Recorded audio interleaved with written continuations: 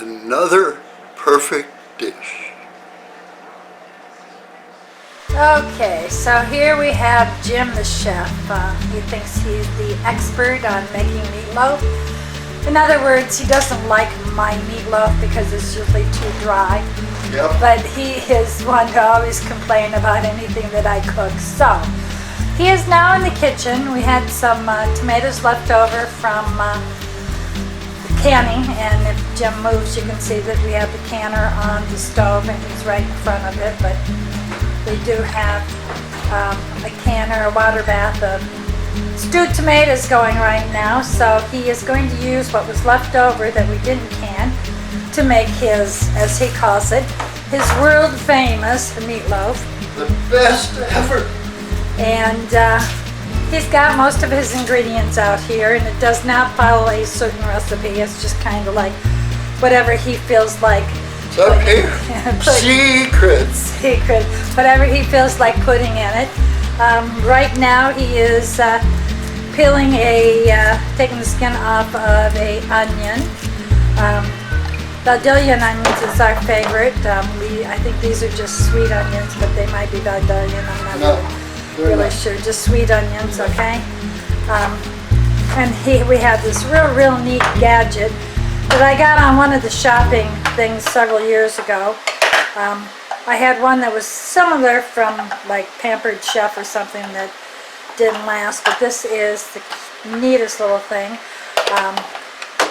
that you just pull the crank and it's like an engine going. Starting your motorboat. Yeah.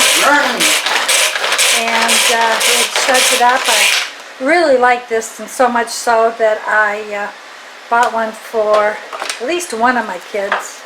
Now they're going to watch this and wonder why the other kid didn't get one. I don't think, but the other kid was not a cook or a chef.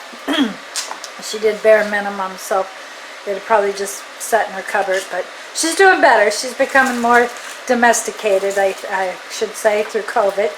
So we are proud of the progress that she is making. Sorry, Mary. She eats DoorDash. Yes. Whatever that is.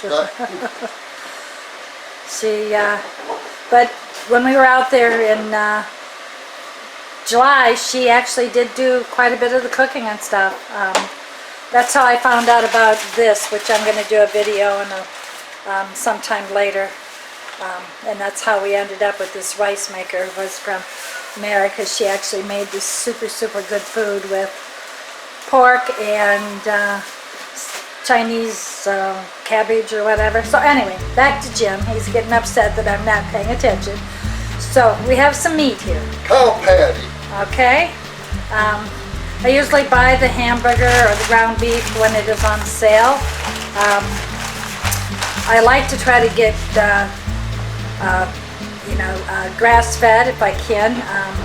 It is usually a little more expensive, but it is grass-fed and finished is what I really like to look for. Like I said, it is a little more expensive, but I think the taste is far superior. So now we are doing something. We are, well, in the bottom of this, I had already poured my leftover stewed tomatoes that I had from the canning, and so now he is just squishing it around. Yeah, mushing it around. By the way, this bowl here is from my mother, and I am 69 years old, and my mom had me at 32, so that can tell you how old this Pyrex bowl. It is a Pyrex bowl that did at one time come in a set of 3, I believe. I think the green one finally got broke, but I still have the yellow one and the smallest one yet, which, they used to make products that lasted. Not so sure they do nowadays, but it's amazing how some of these things have been passed down through the years to the family. This is probably one of my favorite mixing bowls that there is. So now we are cutting up some more onion. As you can see, his mixture right here. It's got onion and ground beef and tomatoes in it right now. don't know whether I got it from Home Shopping or I got it from I don't QVC. remember. But I know I ordered a few of them, and I just absolutely love the little thing. It just does such a tremendous job. I use it for egg salad, chicken salad, just about anything that I need to chop up any kind of vegetables or meat. It does a magnificent job. Now we have some Clubhouse crackers. They could be the second-hand ones from Aldi's. I'm not really sure which ones they are. I do a lot of shopping at Aldi's. But these also could come from like Sam's Club or Costco because I buy the big packs of crackers. I'm not a cracker eater at all, but those are Jim's favorites. So he likes to have cheese and crackers a lot. I like the cheese, not the crackers. Kind of like Ritz, though. Ritz always tastes good. I do put Ritz in my meatloaf if I do have them. So now he is just crumbling up some more crackers. Not sure, and there they go on the floor. That's why we have a dog. Where is he? I think he's sleeping. He's outside. Oh, is he outside?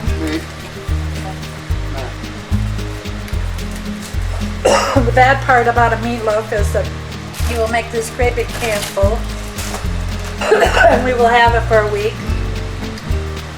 Oh, and the secret ingredient right there is a little maple syrup or log cabin maple syrup, whatever you have. This has to be measured precisely. Watch him as he measures it precisely. Yep. And what else we got? We don't want this in it, or this. Here's a bag.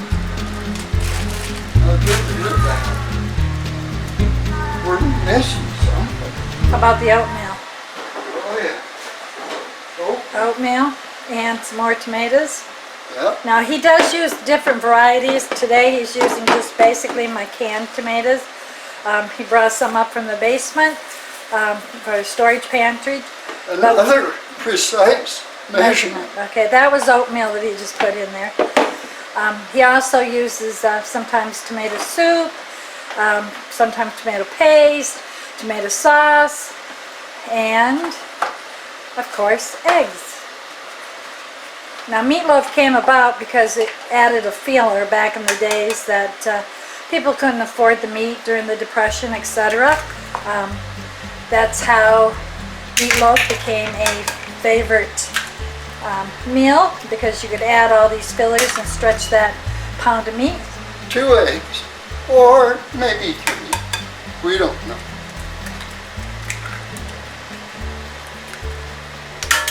As you can see, he's trying to make enough that we can feed all the neighbors. Now this is one of our secret ingredients that we use in everything, called Nature Seasons by Morton.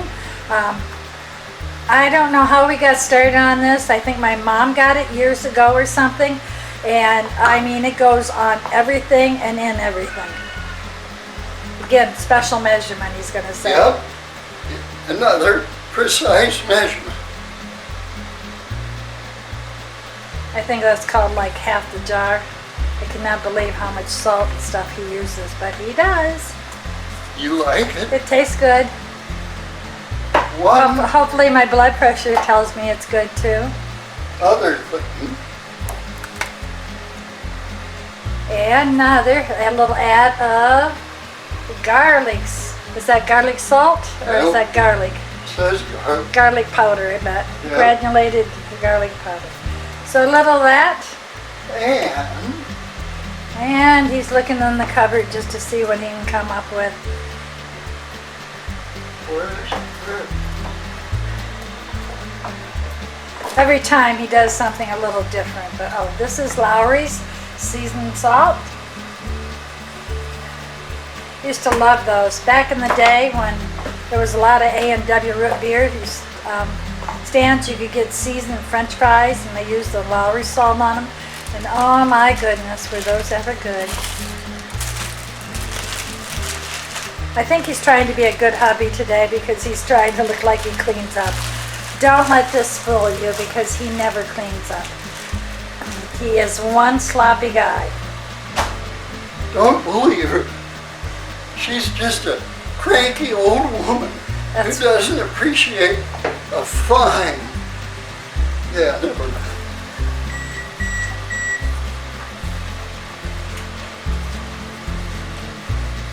So now the oven just beeped, telling us that the temperature is up there, and now we are just digging our hands into this and stirring it all up, mushing it all up, and he will go by the texture and feel as to whether he needs to add anything else. I need lots of tomatoes.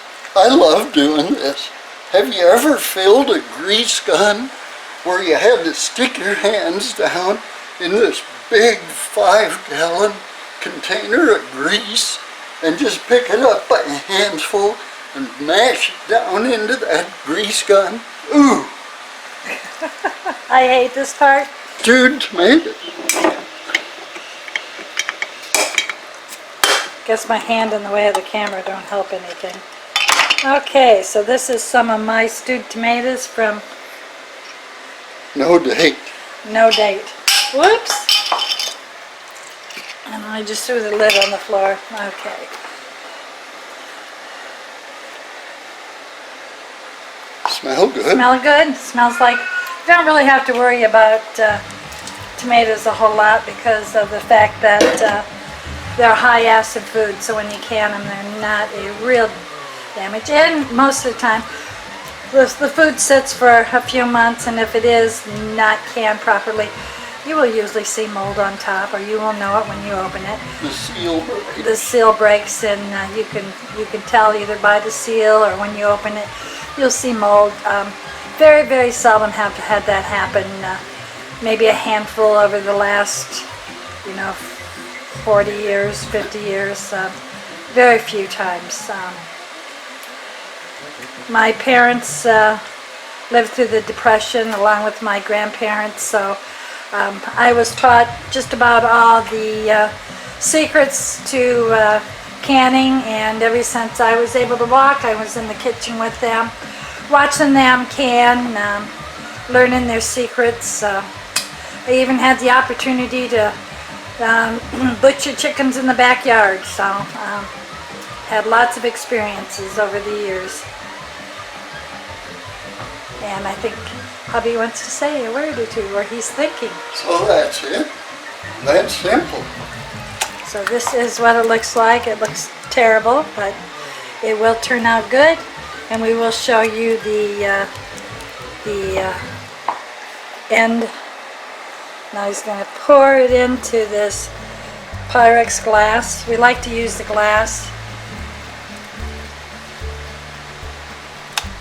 And then I usually do put some ketchup on top. I don't know whether he is going to or not, but I usually just sprinkle. I think that's mainly for looks, but it does add a little bit. Sometimes you will get a little grease that kind of boils up, but just depends on what type of meat. Jim likes me to buy 80, 20, or 85 15 for his meatloafs. If I'm making hamburgers or something, I prefer the more leaner stuff. He doesn't. He says it's too dry, but like I said before, even though we've been married many years, we do not agree on cooking at all. If, when it's done, it seems to be a bit greasy, I always just set one end up a couple of inches. I cut a piece out, a strip along the end, and set it up a couple inches and let it sit for a half hour, and the excess grease will run down to the bottom. It works real well. Depends on your meat, like she said. So, let me get the ketchup. And we have some organic, I think, from Aldi's ketchup that he is just going to Sprinkle on. Oh, look at the nice little fancy design he's trying to do. That is not the way I do it. I do it in stripes. It's another one of his complaints. He hates these bottles that you squeeze like this. They're terrible. But can you remember what it was like to try to get ketchup out of a glass bottle? It was much more I fun. think it was a lot harder than It the was very squeeze bottle. entertaining. But by the time you got the ketchup down to the neck of the bottle, your fries was usually cold. But he prefers the glass bottle, so I prefer the squeeze. So then, what did you set your oven at? 350. So the oven is or set so. at 350 or approximately around there. He's putting it in the oven now. And approximately how long are you going to bake it for? An hour and 15 minutes. So an about. hour and 15 minutes. And we should have meatloaf, and we will show you the final thing. And you want to see how messy my cupboards are? There you go. You can see that. There's 22 minutes Left on my canning on the tomatoes. So until next time, and we will come back with the finished product. over just a minute. I'm kind of short. I think I should sit up. You're lazy. I am lazy. I just worked hard. Oh, They look like we're on a ship that's you gotta loosen the that's big okay. No, knot. that's all right. It's better. It is. Well, it needs, the whole thing needs to be turned to get us middle of the picture. Okay, so have what to do you want me to do? Turn the whole tripod. Okay, try that. Sit down here. Do I need to? No? No? Okay. You went the wrong way.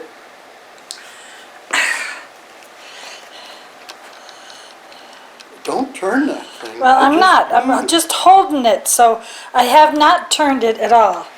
I'm holding it That's to too turn. far. Okay, try that.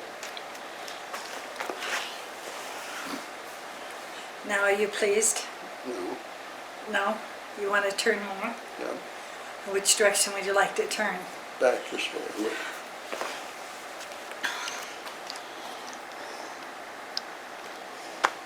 Okay.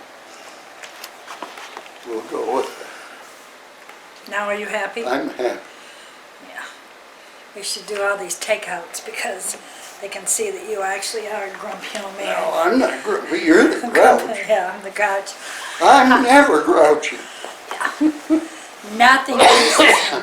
Have you ever had a husband that no matter what you did, if you're in the kitchen working, and we can even get the daughter to get on video and agree to this, that you're cooking and you're doing stuff that you have done for all your life, no problem at all, and he'll come out and every single time he will adjust the heat on the stove. That's right. Or You he'll never do have it in the something. right place. He'll do something that he doesn't like, or he'll add a little more salt, or he'll get something, and he'll remind you that you have to put this in, or did you do this, even though you've done it for the last 50 years. It's really quite annoying. I'm just trying to be the head of the household, that's all. Well, So anyway, you just got to see my brilliant recipe be revealed for the first time ever. So it just goes to show you that you can just toss some hamburger in a bowl, throw in anything you want, make sure it's juicy enough, and put it in the oven and bake it, and you can call it a meatloaf. Now, it's presently cooking, so we're doing this final part of the video beforehand, but you will get to see what the outcome is. So make sure you click subscribe, give us a thumbs up, and we'll see you next time, I guess. and I will let you know how it turns out, because it'll probably be too soggy for me. It'll be delicious. Till next time. Bye. Oh, I can't get up. I'm so old. Okay. It's been about 1 hour, 15 minutes. And there's the result. So let's see.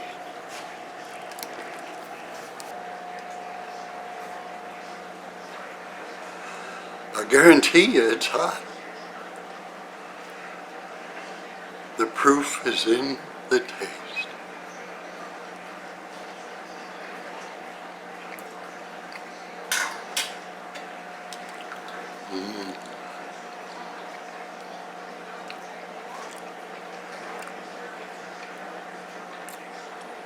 Another perfect dish.